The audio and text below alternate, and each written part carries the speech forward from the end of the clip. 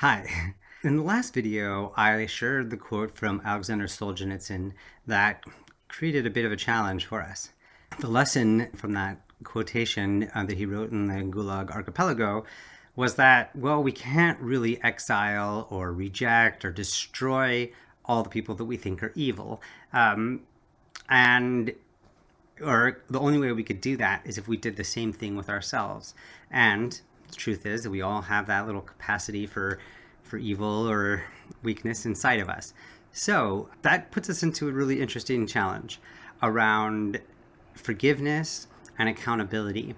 And this is a complex world. I'm going to have a recommendation for you. I have a couple podcasts that I think cover these topics really well, and they are a conversation with Vox Conversations, an interview with Elizabeth Brunig, and then there are two HiddenBrain podcasts, a series that they did on the power of mercy and the power of apologies.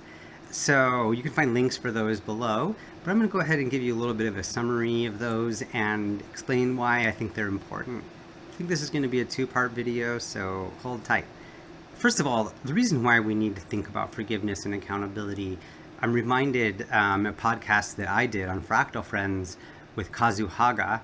He pointed out that reconciliation is forgiveness plus accountability.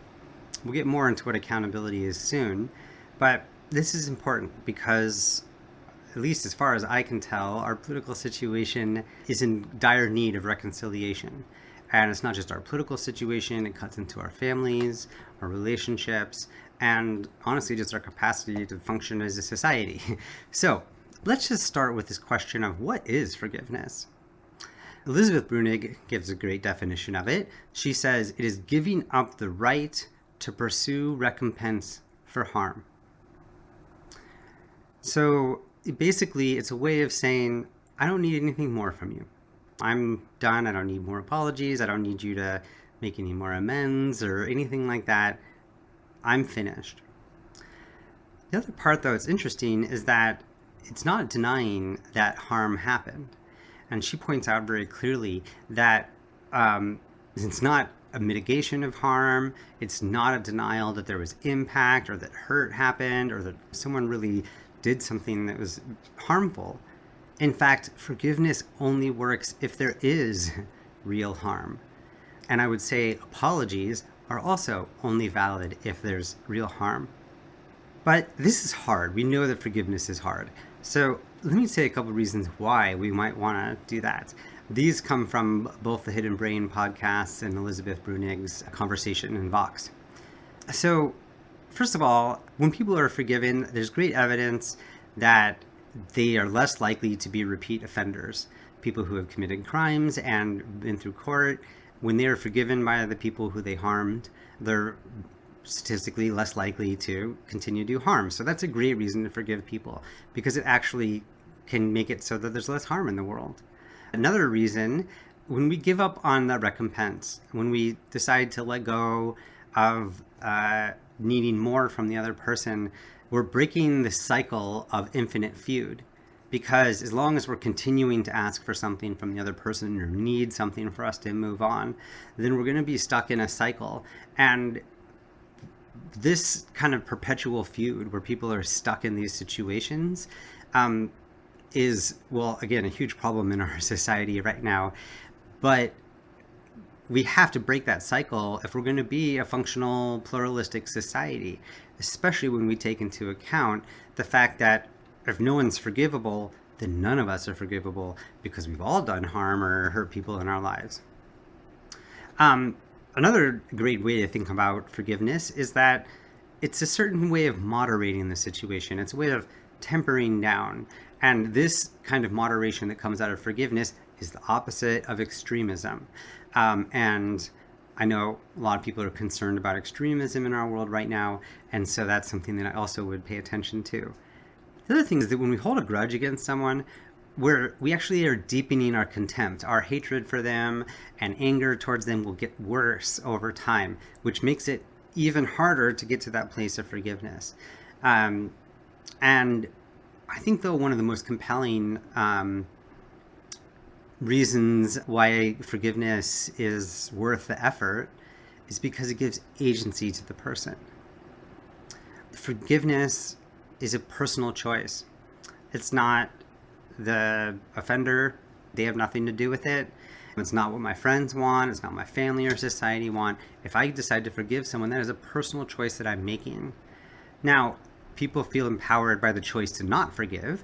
That's true. But they've also learned through studies and so forth that I learned in HiddenBrain that people actually feel a lot better. The kind of agency and empowerment that they have by deciding to let something go and not have it be determined by others is really important. Now, of course, don't want to be just giving you all the sweet stuff about forgiveness, because first of all, we all know that it's hard. And there's, some interesting reasons why we kind of choose not to forgive people, or maybe why it's not the right time to forgive people. One thing is that having a grudge against someone also is proven to make us feel less sad. So if you're trying to avoid sadness, holding a grudge can sort of keep that sadness at bay. And I also learned from a meditation teacher recently that anger is just like a thin veneer over sadness. And I can say I've experienced that for myself, knowing that anger was protecting me from sadness about some things in my life. And yeah, another piece that's interesting is that you kind of can't make someone forgive. And I said that already, but that's particularly important because it can be really re-traumatizing for someone to feel like they're being forced to forgive someone, especially when there hasn't been adequate accountability. If it's too much or too soon, and the people really haven't understood the consequences of it, and the offender hasn't necessarily had to face any consequences, it actually could make things worse to try to forgive someone or to force someone to forgive someone. So this is the part that's really interesting, is that even though forgiveness is basically this choice to relinquish your right to have a recompense from the other person, it goes very well with accountability. If the person is able to be accountable, learn about the situation, and make changes, that makes forgiveness a lot easier. So that's one thing that's worth paying attention to. And the other part is the ability to find forgiveness in ourselves.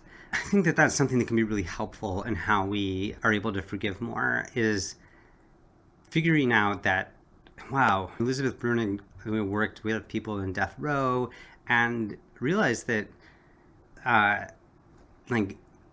these people have done extremely horrible things. They actually did them in many cases. But recognizing in our own self that we might have had the capacity to be doing that if we were raised in different circumstances, or if we experienced less trauma or something like that, can be a really great way to sort of find that empathy for others that can help create that greater healing. So that's what I'm going to talk about in the next video. I'm going to get into the second part of that HiddenBrain series about apologies, and we'll talk about the power of apologies. And then I'm going to bring it all home and talk about how this applies to my work in conflict transformation, and how I think this might apply to our society as it's trying to figure out how to be in relationship across all of our differences. Cool. So thanks for watching this, and I look forward to seeing you in the next video.